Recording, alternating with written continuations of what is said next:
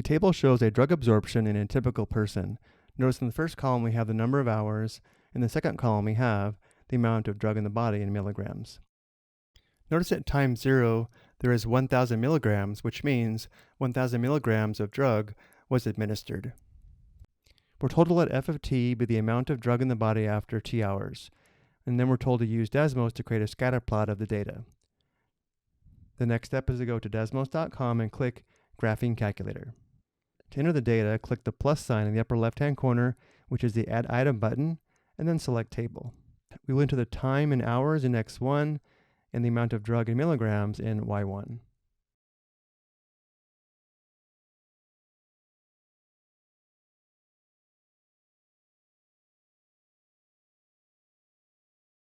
Now the scatter plot has already been created, we just can't see it because we need to adjust the window. And there are a couple of ways we can adjust the window. One way would be to click the minus in the upper right hand corner, which is a zoom out button, but this is not going to work. Even though we are beginning to see the points, this is not going to be an ideal window. So we need to click on the wrench in the upper right hand corner and adjust the X and Y axes manually. The X values go from 0 to 24, and therefore let's change the X min to -5, and the X max to 30,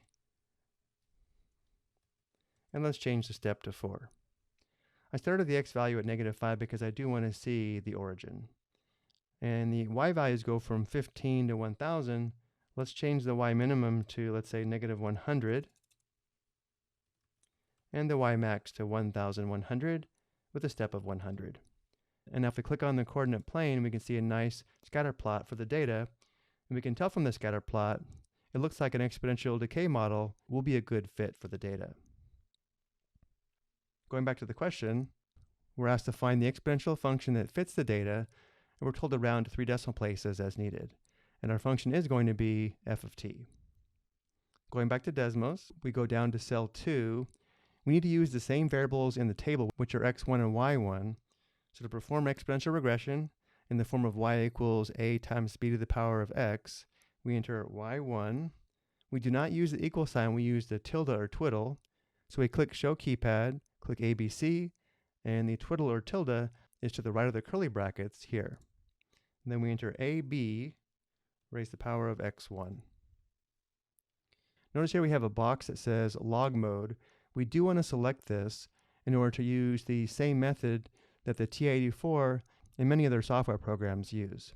Notice right now we have the values of A and B below.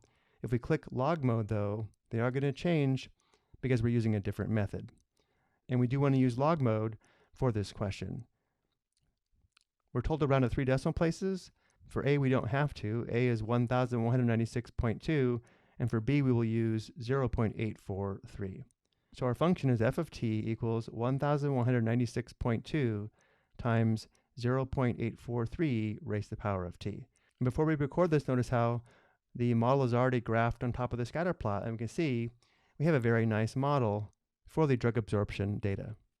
So again, our model is f of t equals 1,196.2 times 0.843 raised to the power of t.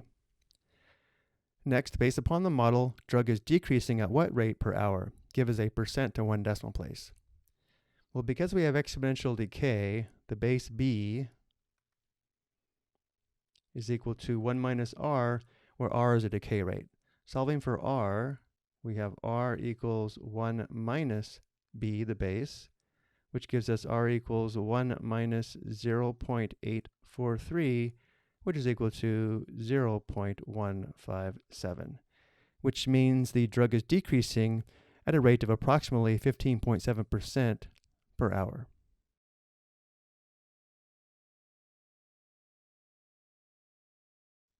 Next, we're asked to predict the amount of drug in the body after 30 hours. We're told to use the graph and round to 1 decimal place. So we're going to use the graph to predict the function value f of 30. I do want to mention if we use the function that we just found with the rounded value of b, we will get a slightly different answer than using the graph. But again, we are going to use the graph to predict this function value. So going back to Desmos, we're going to go down to cell 3, and we're going to type in x equals 30. x equals 30 is not showing on the coordinate plane, so let's go ahead and adjust the window again. We could just click hold and drag the coordinate plane to the left, or we can also go back to the wrench and adjust the x maximum. But this looks good, so now we'll click the point of intersection of the red vertical line in our black model. And notice how we can see when t, or the number of hours, is 30, the corresponding function value, or number of milligrams, is approximately 7.1.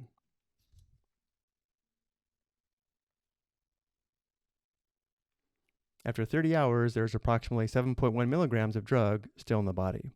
Next, we're asked to predict when there will be 250 milligrams of drug in the body, and again, we're told to round to 1 decimal place. So notice here we are given the amount of drug in the body, or the function value. We want to make a prediction for the value of t, or the time in hours.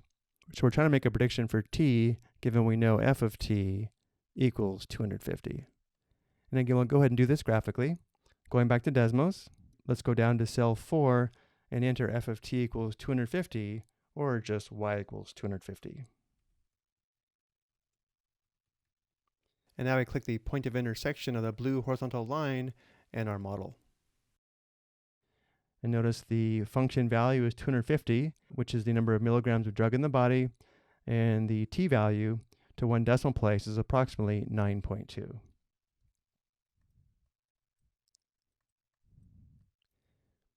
After approximately 9.2 hours, there will be 250 milligrams of drug in the body. And then for the last question, we're asked to predict the half-life of the drug. Well, remember, 1,000 milligrams was the amount administered, since that is the amount of drug in the body at time 0. Half-life is how long it will take for half that amount to be left, which means we need to predict the value of t when f of t equals 500. And again, we'll do this using Desmos.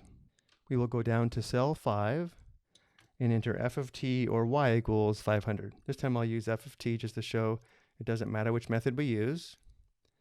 And now we graph the point of intersection of our model and the green horizontal line. Notice how t is approximately 5.1 when the amount of drug in the body is 500 milligrams, which means the half-life is approximately 5.1 hours. I hope you found this helpful.